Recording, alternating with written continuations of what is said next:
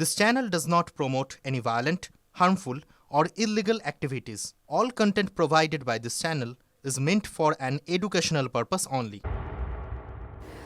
আজকে দিনে সবথেকে বড় খবর, ইডির পাল্টা অভিযোগ। সরাসরি মুখ্যমন্ত্রীর বিরুদ্ধেই ইডি অভিযোগ করছেন যে তিনি তথ্য ছিনিয়ে নিয়ে গিয়েছেন। সরাসরি বাধা দেওয়ার অভিযোগ তুলেছে ইডি। প্রতীক জৈনের বাড়িতে তল্লাশি চলাকালীন হঠাৎ প্রচুর পুলিশ নিয়ে হাজির হন মুখ্যমন্ত্রী এবং তদন্তে গুরুত্বপূর্ণ নথি আর ইলেকট্রনিক ডিভাইস ছিনিয়ে নিয়ে গেছেন মুখ্যমন্ত্রী। ইডির বিবৃতি আপনারা দেখতে পাচ্ছেন। এরপর আইপ্যাকের অফিসের কনভয়ে নিয়ে যান মুখ্যমন্ত্রী এবং তার পুলিশ জোর করে নথি ছিনিয়ে নিয়ে যান। এই মুহূর্তে মনে হয় মমতা বন্দ্যোপাধ্যায় বেরোচ্ছেন সম্ভবত তিনি। এই গাড়ি আমরা দেখাচ্ছি আত্রেই সরাসরি সুজয় রয়েছেন আমাদের প্রতিনিধি। সুজয় কি ছবি ধরা পড়ছে?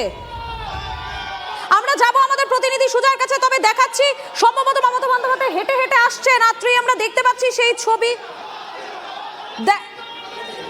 দেখাচ্ছি আপনাদেরকে। মমতা বন্দ্যোপাধ্যায় বেরোচ্ছেন, সম্ভবত সুজিত বসুকে দেখা গিয়েছে। সুজিত বসু রয়েছেন এই মুহূর্তে।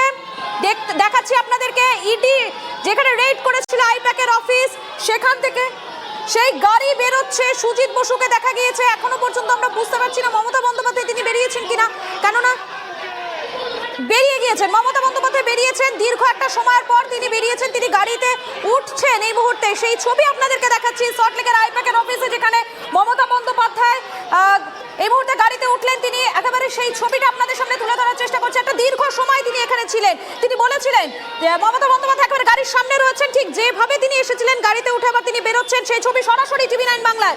মমতা বন্দ্যোপাধ্যায় বলেছিলেন তিনি অফিসে থাকবেন যতক্ষণ পর্যন্ত না সেখানে এসে পৌঁছচ্ছে প্রতীক জৈন, ততক্ষণ তিনি থাকবেন।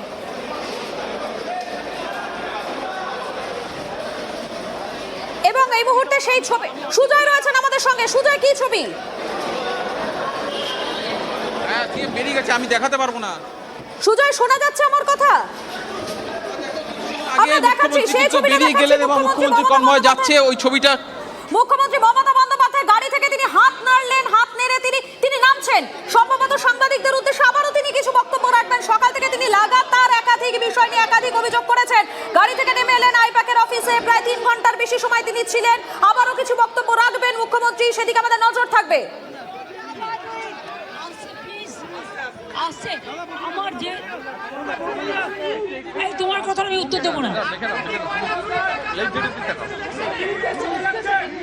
দিদি क्या बात हुई? क्या बीजेपी दालाल আমি কিন্তু বলবো না। Either stop them. Hey, you stop there, please, you stop. আরে দিদি এদিকে, দিদি আমরা সবাই এদিকে, দিদি আমরা সবাই এদিকে।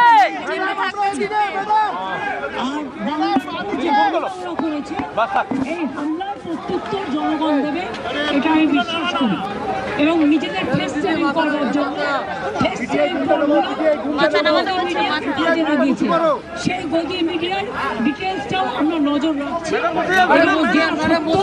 আমরা সেটা সত্য সবসময় সত্যানুসন্ধান করতে দেবো, কিন্তু অসত্য কথা যারা বলেছে বিজেপির কথা শিখিয়ে তাদের বিরুদ্ধে ডিফামেশন করার দায়িত্ব আমার।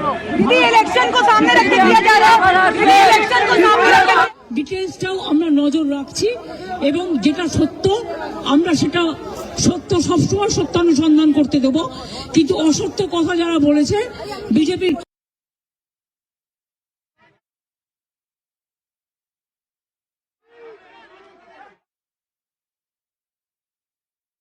সরাসরি মুখ্যমন্ত্রী তিনি আইপ্যাকের অফিস থেকে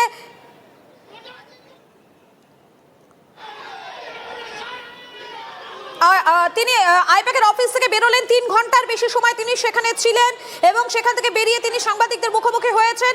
আপনাদেরকে দেখাচ্ছি সেই মুহূর্তের ছবি। মমতা বন্দ্যোপাধ্যায় যে মুহূর্তে তিনি বেরিয়ে এসেছেন সেই মুহূর্তের ছবিটা আপনারা দেখতেই পাচ্ছেন। আজকে একটা দিনভর একটা টান উত্তেজনা কিন্তু আজকে রাজ্যবাসী দেখলেও প্রথমে আইপ্যাকের কর্ণধারের সেখানের বাড়িতে এবং তারপরে সরাসরি এই অফিসে তিনি চলে আসেন। প্রায় 3.5 ঘন্টার কাছাকাছি তিনি এখানে ছিলেন।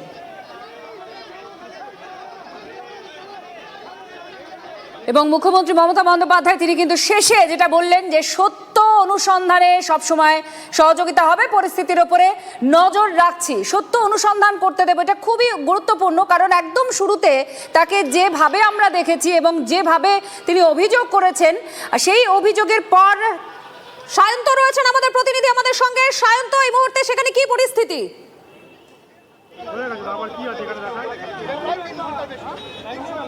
সায়ন্ত, শোনা যাচ্ছে?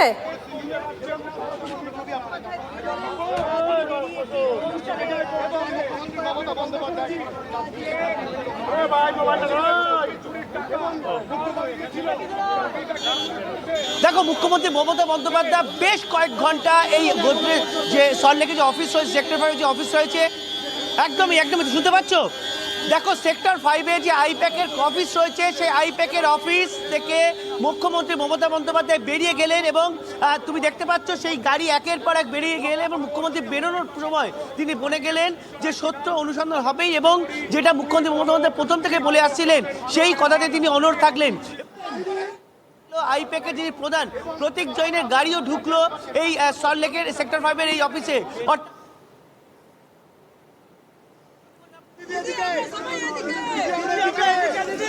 না, এবং সেটাই কিন্তু দেখা গেল যে প্রতীকজন আসলেন এবং তার সঙ্গে কথা বলেই কিন্তু মুখ্যমন্ত্রী সল্টলেক সেক্টর 5-এর এই আইপ্যাক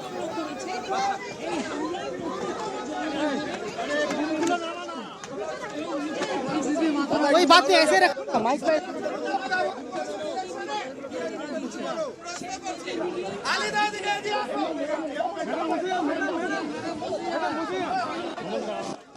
শোনা যাচ্ছে না? আস্তে শোনা যাচ্ছে।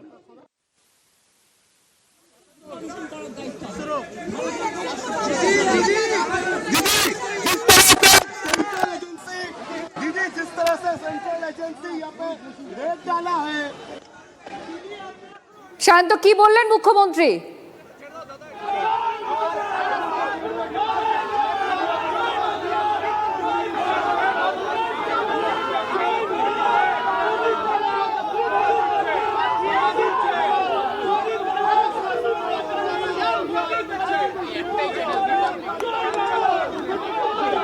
দেখো, মুখ্যমন্ত্রী যেটা বলে গেলেন যে সত্য অনুসন্ধান হবে এবং সত্য অনুসন্ধানের জন্যই তিনি এসেছিলেন। একই সঙ্গে তিনি যে এই যা অভিযোগ তোলা হচ্ছিল গেরুয়া শিবিরের তরফে, সেটাও তিনি খারিজ করলেন। অর্থাৎ দেখা গেল তিনি কয়েক ঘন্টা থাকলেনই না, গোটা দলের যারা কর্মী কাউন্সিলর প্রত্যেকের উপস্থিত থেকেছেন এবং প্রতীক জৈনের সঙ্গে তিনি কথা বলে কিন্তু বেরিয়ে গেলেন। তিনি প্রথমেই জানিয়েছিলেন যে প্রতীক জৈন যতক্ষণ না আসবেন ততক্ষণ তিনি বেরোবেন না, এবং প্রতীক জৈন আসার পর তিনি কিছু গদি মিডিয়াকে কাজে লাগিয়েছে, সেই গদি মিডিয়ার ডিটেলসটাও আমরা নজর রাখছি এবং যেটা সত্য আমরা সেটা সত্য সবসময় সত্যানুসন্ধান করতে দেব। কিন্তু অসত্য কথা যারা বলেছে বিজেপির